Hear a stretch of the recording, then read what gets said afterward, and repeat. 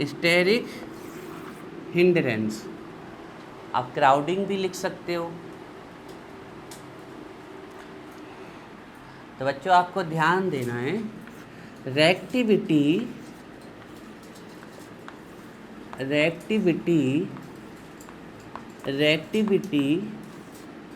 उतनी ही ज़्यादा होगी जितना कम स्टेरिक हिंड्रेंस होगा। स्टेरिक हिंड्रेंस होगा।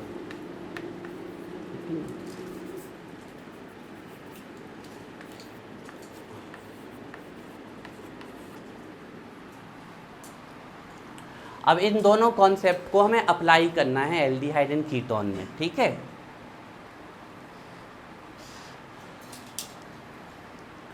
तो सबसे कम प्लस आई इफेक्ट, तो सबसे कम स्टेरिक हिंड्रेंस फॉर्मल्डिहाइड में होती है, इसलिए फॉर्मल्डिहाइड सबसे ज़्यादा रिएक्टिव होगा। फिर एल्डिहाइड, दूसरे एल्डिहाइड और कीटोन की बात कर ले तो कीटोन में सबसे ज़्यादा आएगी प्लस आई इफेक्ट और स्टेरिक हिंड्रेंस, इसलिए कीटोन हमेशा ही एल्डिहाइड से कम रिएक्टिव होंगे।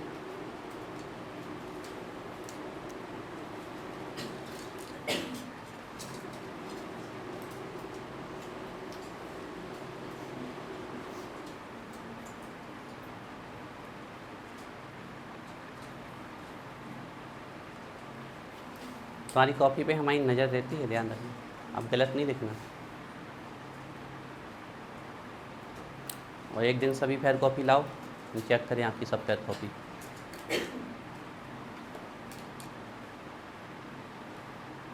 चलिए बच्चों, इन कॉन्सेप्ट को अप्लाई करते हैं हम एल्डिहाइड एंड कीटोन में, ठीक है। देखते हैं कि ज़्यादा रिएक्टिव कौन है और क्यों है। अभी लैंग्वेज लिखनी है बच्चों, आंसर अभी अच्छे से तैयार नहीं हुआ, अभी लैंग्वेज लिखनी है ना।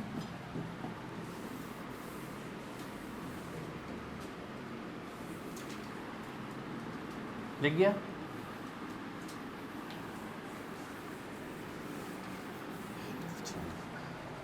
बच्चों बिल्कुल सफाई से फॉर्मल्डिहाइड, एसीटल्डिहाइड और एसीटोन बनाना है, क्योंकि उसके नीचे में थोड़ा थोड़ा लिखना भी है ना।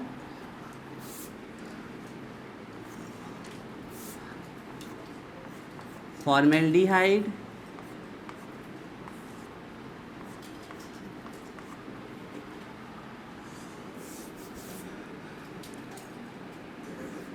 एसीटल्डिहाइड,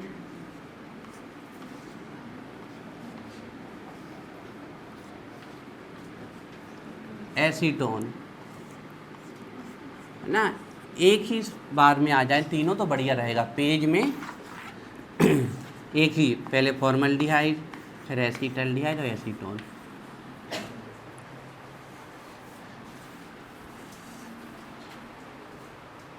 तो क्या आपको बढ़िया समझ में आ जाएगा।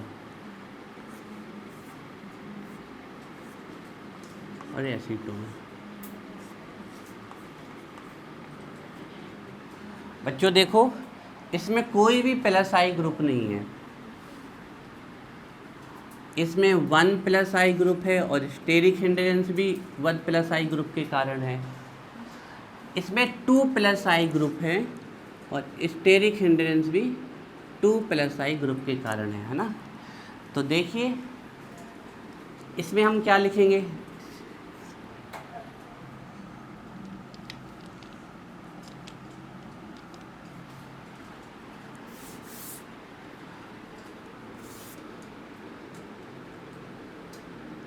No plus I effect, no plus I effect and steric hindrance, steric hindrance. नीचे लिखते जाना, बढ़ाते जाना। इसमें कोई भी प्लस आई इफेक्ट और स्टेरिक हिंड्रेंस नहीं है। No plus I effect and steric hindrance.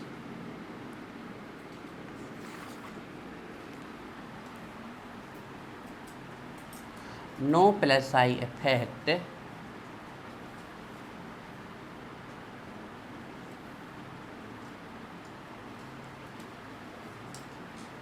No plus I effect and steric hindrance.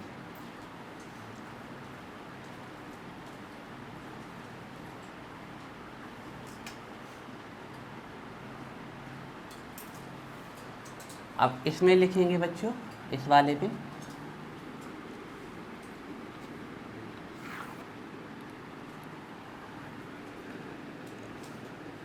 Plus I effect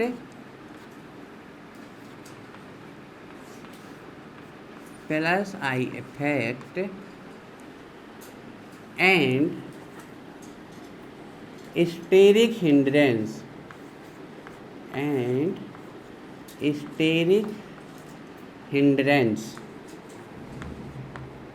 plus I effect and steric hindrance plus I effect and steric hindrance due to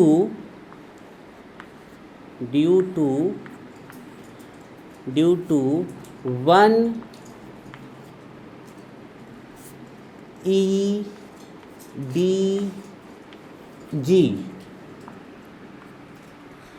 plus I effect and steric hindrance due to one EDG electron donating group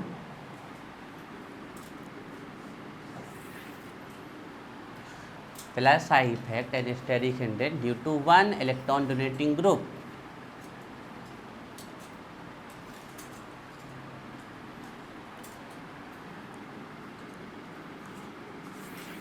बच्चों इसमें लिखेंगे plus I effect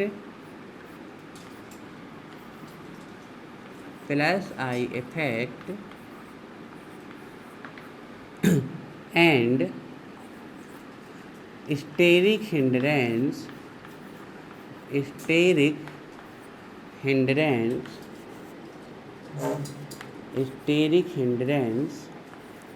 steric hindrance due to two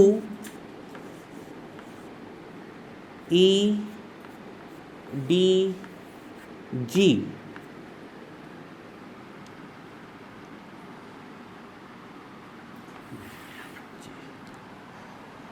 बच्चों इस वाले में ना तो कोई प्लस आई इफेक्ट है और हाइड्रोजन का स्टेरिक हिंड्रेंस ऑलमोस्ट नेग्लिजिबल माना जाता है ना, ये छोटे छोटे से एटम है तो इससे हिंड्रेंस नहीं आती है, ठीक है ना। No plus I effect and steric hindrance, और हमने देखा जो रिएक्टिविटी होती है वो इन दोनों के इन्वर्सली प्रोपोर्शनल होती है, तो ये दोनों इसमें सबसे कम है तो ये सबसे ज़्यादा रिएक्टिव हो जाएगा। No plus I effect and steric hindrance, इसमें है प्लस आई इफेक्ट भी है और क्राउडिंग भी है एक इलेक्ट्रॉन डोनेटिंग ग्रुप के कारण। तो plus I effect and steric hindrance due to one EDG। इस वाले में भी प्लस आई इफेक्ट है लेकिन इससे ज़्यादा है, और स्टेरिक हिंड्रेंस भी है लेकिन इससे ज़्यादा है। तो सबसे ज़्यादा प्लस आई इफेक्ट और स्टेरिक हिंड्रेंस कीटोन में आ रहा है, इसलिए कीटोन ज़्यादा आपके कीटोन कम रिएक्टिव होंगे और एल्डिहाइड ज़्यादा रिएक्टिव होंगे, और एल्डिहाइड में भी सबसे ज़्यादा रिएक्टिव फॉर्मल्डिहाइड होगा, ठीक है।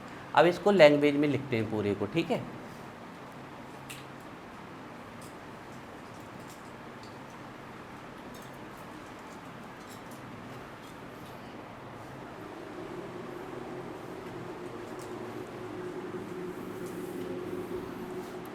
चलिए लिखिए बच्चों,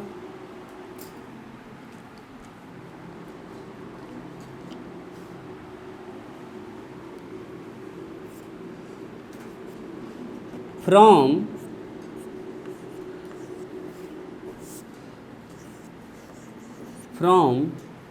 above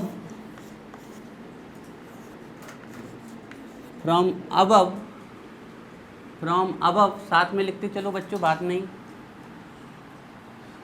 from above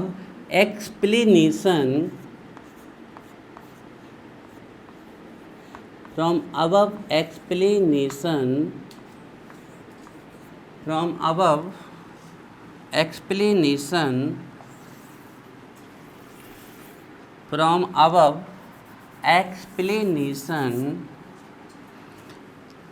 it is very much it is very much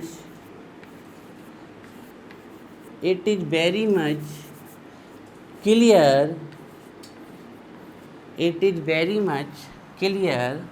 from above explanation, it is very much clear that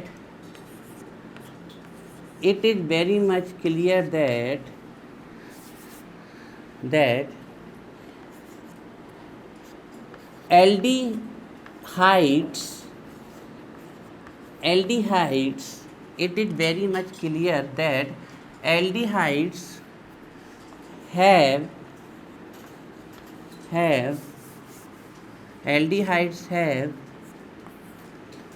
less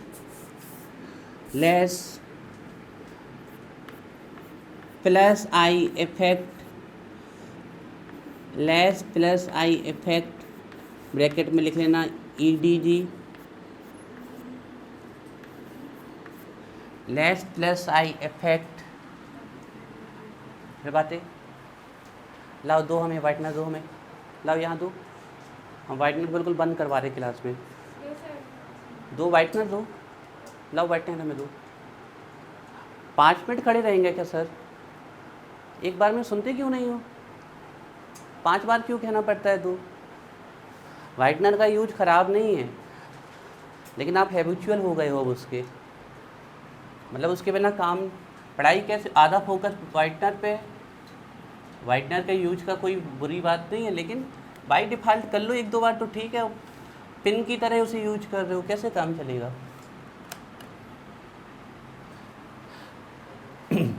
from above explanation it is very much clear that, ऊपर अभी तक जो कुछ भी हमने एक्सप्लेन किया है उससे क्लियर दिख रहा है कि एल्डिहाइड में प्लस आई इफेक्ट लेस होगा, have less plus I effect and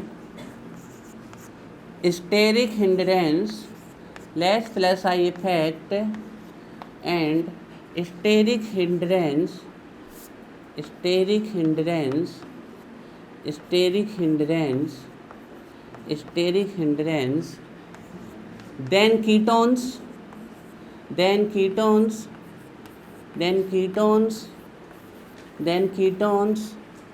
then ketones, comma लगाइए, hence aldehydes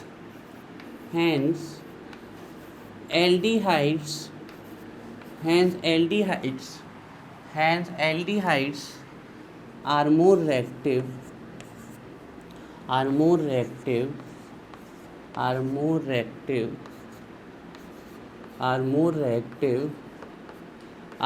reactive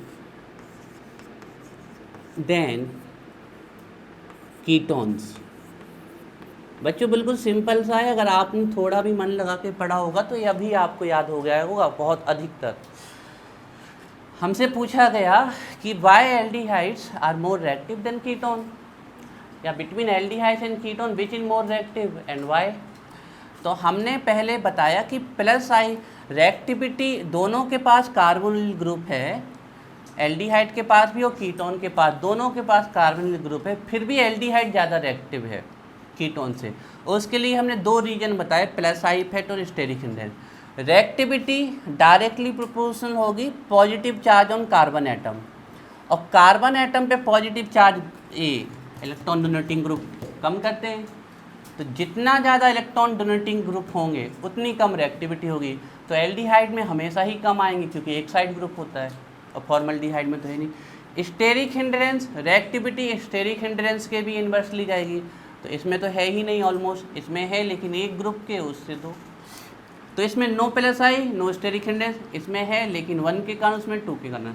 तो ऊपर जितना भी हमने एक्सप्लेन किया उससे हम ये बता रहे हैं फ्रॉम अबव एक्सप्लेशन, ऊपर जो हमने एक्सप्लेन किया है उससे बहुत ज़्यादा क्लियर हो चुका है। It is very much clear that कि एल्डिहाइड्स के पास हमेशा ही प्लस आई इफेक्ट और स्टेरिक हिंड्रेंस कम आएगी if be compare to ketone. तो aldehydes have less plus I effect and steric hindrance then ketone, और ये दोनों ही फैक्टर रिएक्टिविटी को कम करते थे, और ये दोनों फैक्टर एल्डिहाइड में कम है मतलब रिएक्टिविटी ज़्यादा है और कीटोन में ज़्यादा है। कीटोन में ये दोनों फैक्टर ज़्यादा है, इसकी रिएक्टिविटी कम है। अब हम इन तीनों में भी कंपेयर कर लेते हैं, ठीक है। इतनी लैंग्वेज लिख गई, सबका क्लियर है। अगर आपको समझ में आ गया तो आप अपनी लैंग्वेज में भी लिख सकते हो, है ना।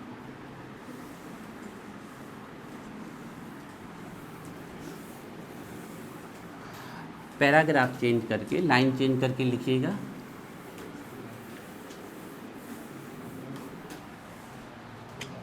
चलिए,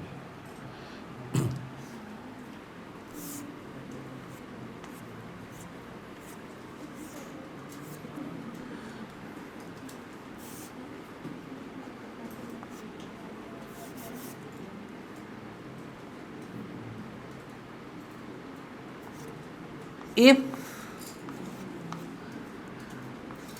we compare, तो कॉपी खोलिए ना। if we compare, बाद में फिर लिखोगे जल्दी जल्दी, गलती होगी। if we compare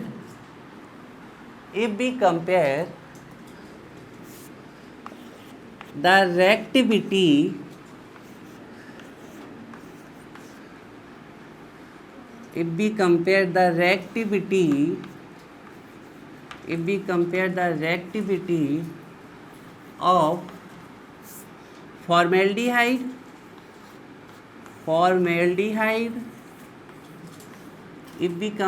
reactivity of formaldehyde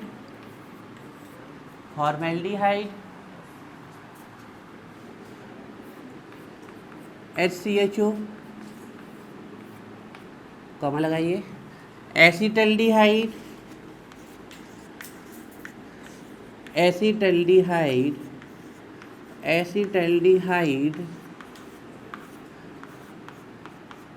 CH3CHO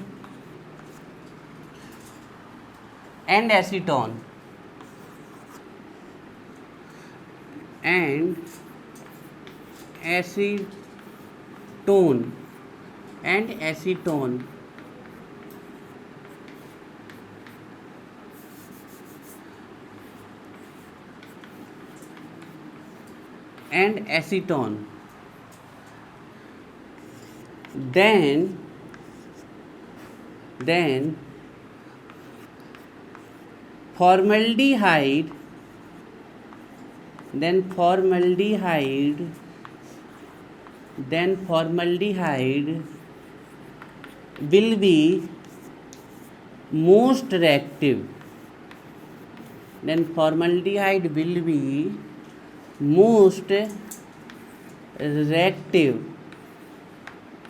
then formaldehyde will be most reactive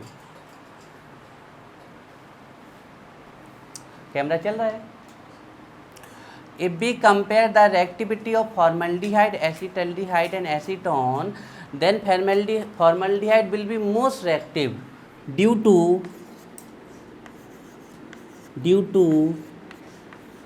least, मतलब नहीं है, लैंग्वेज में लिखने के लिए लिखते रहे, मतलब है ही नहीं, due to least plus I effect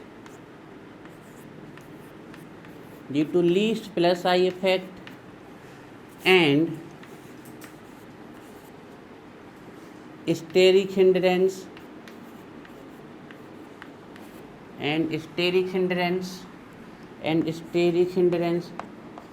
बच्चों हम लैंग्वेज और छोटी भी करा सकते थे, लेकिन फिर उससे आपको पढ़ने में बिल्कुल अच्छा नहीं लगता, समझ में नहीं आता, तो थोड़ा तो एक्सप्लेन करना पड़ेगा ना, जिससे आप जब पढ़ो तो आपको समझ में आए। Due to least plus I effect and steric hindrance, while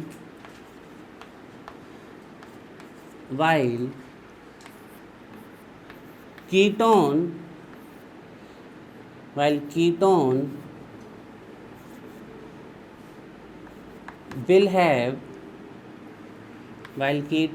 will have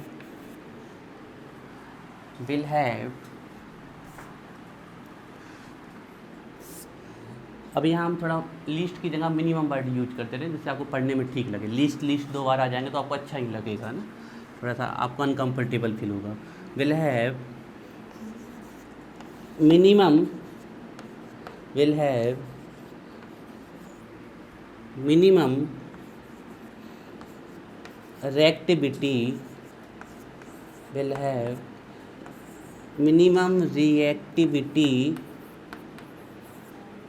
due to maximum, है ना, इसलिए हमने मिनिमम मैक्सिमम यूज कर दिया यहाँ पर, जिसमें आपको लीस्ट में आप कंफ्यूज ना हो जाओ पढ़ने में।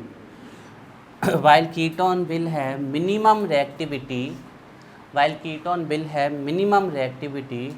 due to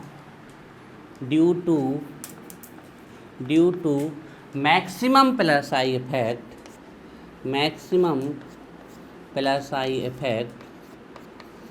effect and steric hindrance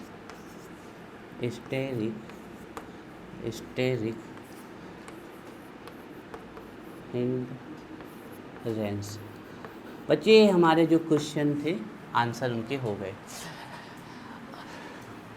aldehyde हमेशा ज़्यादा कीटोन से रिएक्टिव होगा क्योंकि एल्डिहाइड के पास स्टेरिक हिंड्रेंस और प्लस आई इफेक्ट कम होगा।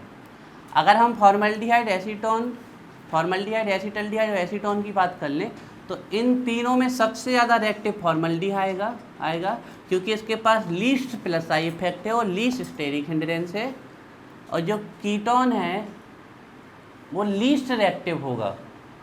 तो हमने मिनिमम लिख दिया, उससे आपको पढ़ने में अच्छा लगे। मिनिमम रिएक्टिव होगा क्योंकि उसमें मैक्सिमम प्लस आई इफेक्ट है और स्टेरिक हिंड्रेंस है। If we compare the reactivity of formaldehyde, acetaldehyde and acetone, अगर हम कंपेयर करते हैं फॉर्मल्डिहाइड, एसीटल्डिहाइड और एसीटोन की reactivity, then formaldehyde will be most reactive, सबसे ज़्यादा रिएक्टिव निकल के आएगा due to least plus I effect and steric hindrance. While जबकि ketone will have minimum reactivity, मतलब least reactivity due to maximum, मतलब most plus I effect and steric hindrance. बच्चों answer हो गया, आप लोग पढ़ लीजिए, समझ में आ गया कि नहीं बताइए हमें। कहीं कोई दिक्कत हो? नहीं लिख पाया था? लिख दे दोबारा, लिख लो हम रुके, नहीं लिख पाए कोई तो बताओ हमें, दे जाओ हमें कॉपी, हम लिख दे, लाओ खड़े हैं हम, पढ़ दे तो भाई, पढ़ने को कहा है तो कॉपी क्यों बंद हुई? पढ़ो भाई। अगले 1 मिनट बाद हम किसी से भी पूछ लेंगे। आज का ध्यान नहीं दिलाया आप लोगों ने, आज एक दिन और कम गया, इसको रोज़ ध्यान दिलाना है, एज अ चैलेंज लेना है हमें। अब हमारे पास 94 डेज बचे हैं आज का दिन मिला के। हमें ऐसे मान के चलना है कि 94 डेज बाद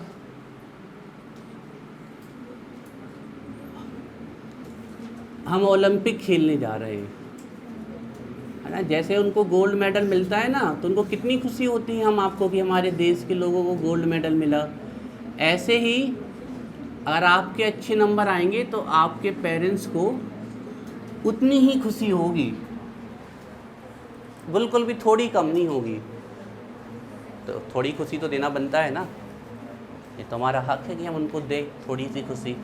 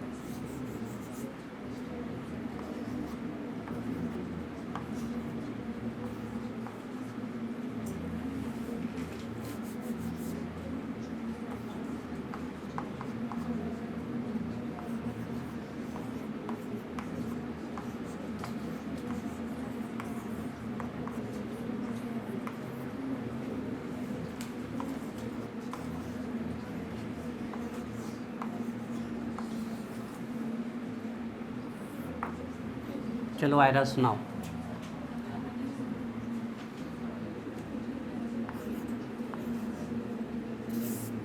अपनी भाषा में सुना दो ना, तो ज़रूरी थोड़ी कि आप वही बोलो जो हमने लिखवाया। अब तो आपको आ गई लैंग्वेज, हमें पता है।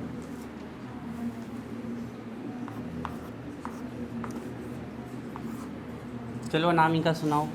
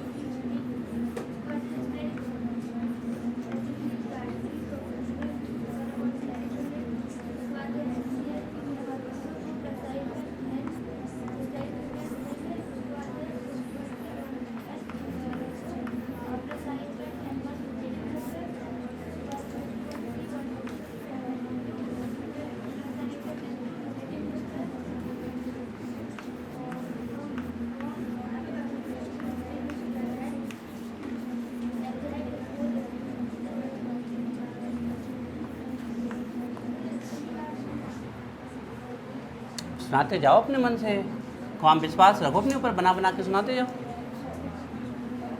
लैंग्वेज है, इफ वर्ड लगाते जाओ, बस ज़्यादा मत लगाना, सुनाते जाओ। पूरी इंग्लिश यूज कर लो जितनी सीखी है आज तक।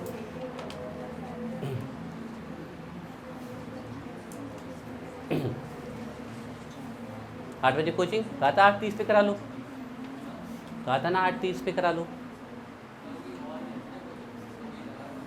अब रोज़ 8:30 पे रहेगी, 8 बजे रहेगी। आज तो पेपर भी नहीं है, फिर भी कल है और छुट्टी एक भी नहीं है, मतलब 5 दिन में 5 पेपर, तो एक दिन तो देना चाहिए ना बच्चों को रिवाइज के लिए।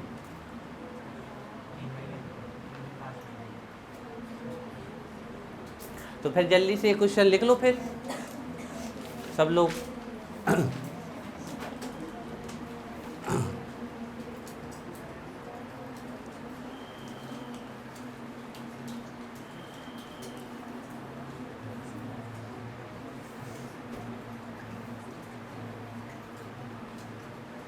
लिख लो नैन्सी क्वेश्चन, अब बाद में याद करेंगे। हमारे पास कितने मिनट पहले छोड़ना है? 1 minute.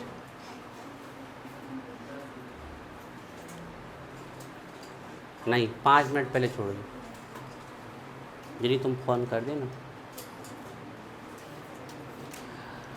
Between aliphatic and aromatic aldehyde, between aliphatic and aromatic,